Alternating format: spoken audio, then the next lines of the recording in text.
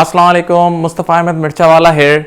और आप लोग को याद होगा हमारी एक सीरीज़ चल रही थी जिसमें CV blunders, then interview blunders, और अब इसकी लास्ट वीडियो है and that is job blunders यानी वर्क प्लेस ब्लंडर्स।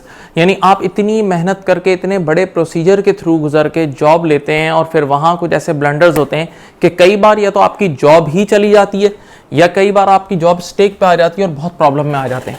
अच्छा, यहाँ एक चीज़ को बहुत सुकून से रियलाइज़ करें।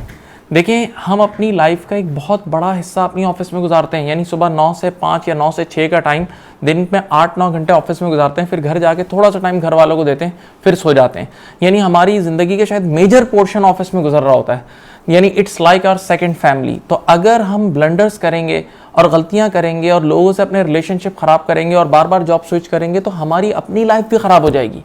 तो अब कुछ गलतियां जो मैंने आइडेंटिफाई की हैं वो number 1, the first one is कि आपने सबसे पहले कोई लूज कमेंट पास नहीं करना किसी सूरत में। किसी खातून पे कोई लूज कमेंट पास नहीं करना, कोई रिलीजियस कमेंट ना हो, कोई सेक्टरिज्म से रिलेटेड ना हो, एथनिसिटी से रिलेटेड ना हो।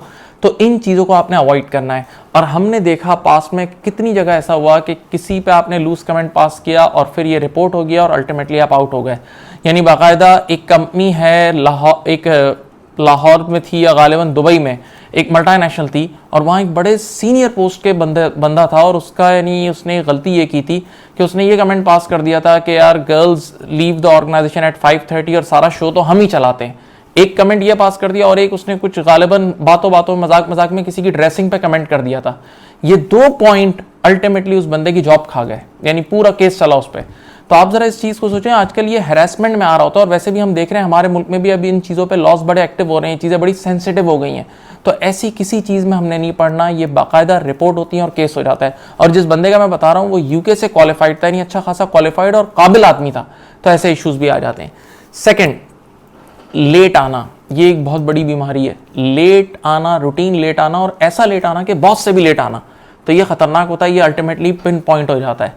इसी तरह अपने वर्क स्टेशन, अपने टेबल पे ना बैठना। कई बार ऐसा होता है बॉस आपको बुलाने आता है, आप टेबल पे नहीं हो, आप जा रहे हो उधर चाय पी रहे हो, सिगरेट चल रही है, ये चल रही है, अब वन ऑफ चलता है। लेकिन अगर रूटीन में आपने ये काम शुरू कर दिया ना तो अल्टीमेटली आपकी वैल्यू गिर जाएगी और फिर बॉस कहता है कि यार या तो इसको कहीं और शिफ्ट करो या फिर राइट टाइम पे इसकी रिप्लेसमेंट ढूंढ के इसको फारिग करो। तो इससे बहुत ख्याल करें। इसी तरह कंपनीज में ये बहुत ज़रूरी है, हर चीज़ को डॉक्यूमेंट करें। ओरल कम्युनिकेशन कोई एविडेंस नहीं है, जो चीज़ डॉक्यूमेंट है वही एविडेंस है।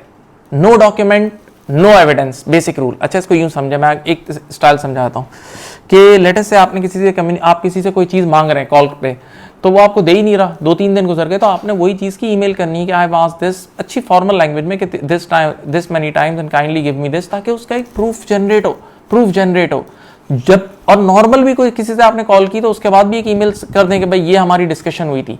अब इस पर मैं आपको एक रियल किस्सा सुना दूं कि एक गालिबन शायद लाहौर की एक कंपनी थी, तो वहाँ एक बॉस जो थे ना वो किसी गलत काम में, सीनियर एक बंदा किसी गलत काम में फंस गया था, तो उसने अपने जूनियर को कॉल की, बोला यार ये एक फेक एविडेंस, यानी असल में वो था नहीं लेकिन गलत काम का उसने अपने जूनियर को बोला कि यार ये एक फेक एविडेंस क्रिएट कर दो ताकि ये मसला दब जाए।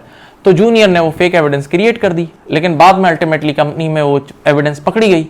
तो जूनियर के ऊपर से सीनियर ने हाथ ही उठा लिया, बोला मैंने तो बोला ही नहीं था, और वो बेचारा जूनियर फिर प्रूफ भी नहीं कर पाया क्योंकि सिर्फ कॉल पे बात हुई थी। अगर यही बात डॉक्यूमेंट के थ्रू होती या किसी फॉर्मल चैनल के थ्रू होती तो डेफिनेटली उस पर एक्शन हो सकता था, यानी वो अपने आप को बचा सकता था। Next and the most important one, बहुत अहम तरीन है ये, सुने। देखें, आजकल लोगों के साथ ये मसला होता है कि वो कुछ लोग भूल जाते हैं, ये होता है नेचुरल, इतना ऐसा दौर है।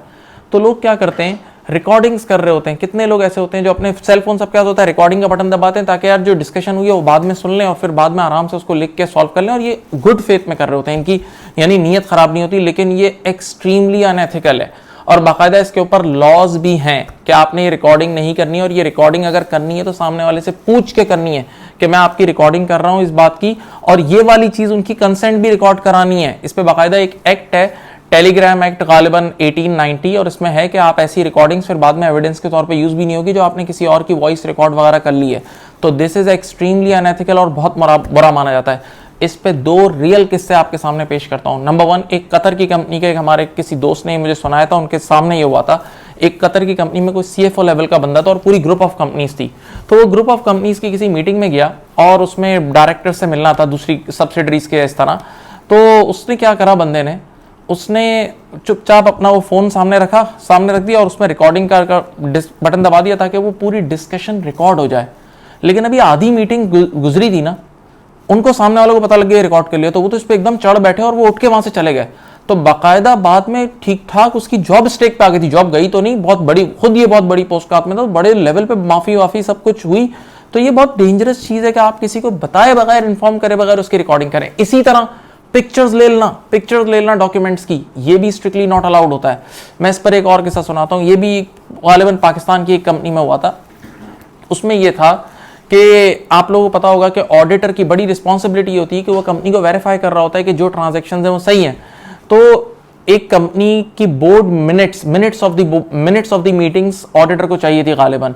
अच्छा, मिनट्स ऑफ द मीटिंग्स बड़ा सेंसिटिव डाटा होता है, जिसमें बोर्ड में अपनी कंपनी की बोर्ड वीकनेसेस बता रहा होता है, फ्यूचर स्ट्रेटजीज, ये सब चीजें होती हैं। तो minutes of the meetings audit firm में भी बड़े सीनियर लोगों को क्लाइंट देता है, जैसे पार्टनर को दे दी या उससे सीनियर मैनेजर या सीनियर लोगों को देता है। हर अरे गहरे जूनियर के सामने मिनट्स ऑफ द मीटिंग रखने वाली चीज नहीं है। तो एक बार ऐसा हुआ कि एक ऑडिट में टाइम कम रह गया था, तो जूनियर्स ने कहा कि यार, वो क्लाइंट को बोला कि यार हमें मिनट्स ऑफ द मीटिंग देखनी है, हमारे पास टाइम कम है। आप तो क्लाइंट ने कहा चलो यार आ जाओ, ये रूम में मिनट्स ऑफ द मीटिंग है। लेकिन क्लाइंट ने साथ साफ बोल दिया, यार इसकी फोटोकॉपी वगैरह नहीं लेना और ये लेके नहीं जा सकते, सेंसिटिव डाटा है। तो जैसे ही वो रूम से गया ना, तो इन जूनियर ऑडिटर्स ने अपने फोन निकाले और उन्होंने पिक्चर लेना शुरू कर दी। इतनी देर में वो आ गया, उसने पकड़ लिया रंगे हाथों। तो बाकायदा फिर उस ऑडिट फर्म की इतनी खिंचाई हुई, यानी सीनियर लेवल तक मसले मसाइल हो गए थे कि भाई बोला ये हमारा सेंसिटिव डाटा हम कैसे दे सकते हैं। तो बी वेरी केयरफुल, ये बचपना, ये ऐसी हरकतें ये इंसान को ले डूबती हैं। One last point. अच्छा, इसमें एक और पॉइंट ये भी है कि keep your work station neat and clean, right. Clean desk policy, इसका मतलब ये है कोई सेंसिटिव इंफॉर्मेशन आपके टेबल पे सामने खुली ना हो कि कुछ दूसरा बंदा आके पढ़ ले। कुछ लोग ऐसे होते हैं कि कंपनी की सेंसिटिव इंफॉर्मेशन सामने पड़ी है, कोई बड़ा कस्टमर का डाटा या कोई बैंक स्टेटमेंट्स या कोई भी ऐसा सेंसिटिव डाटा खुली रखी है, दूसरे ने आके पढ़ ली, आप रिस्पॉन्सिबल होंगे इसके।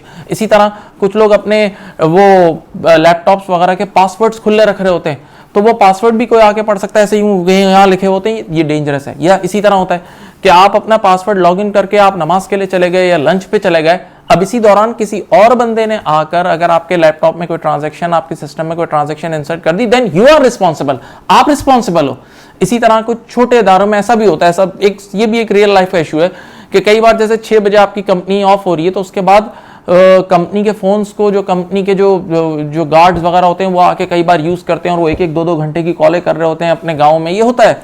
तो फिर कंपनी आपको बोलती है कि भाई आपके फोन का एक कोड है, उस कोड को आपने लगाना है और कोड के थ्रू लॉक करना है। अब अगर आप वो कोड लॉक करना भूल गए तो देन यू आर रिस्पॉन्सिबल, आपके खाते में आएगा कि आपने कॉल्स की हैं।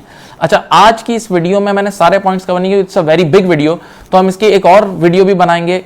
आई होप आप लोगों को पसंद आएगी। अपना बहुत ख्याल रखिएगा। अल्लाह हाफिज, थैंक यू।